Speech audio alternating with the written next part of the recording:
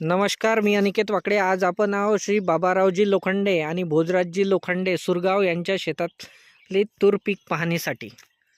आपण बघू शकता तुरीला फुलबार किती चांगला आलेला आहे व फुलाचं रूपांतर फळामध्ये चालू झालेलं आहे.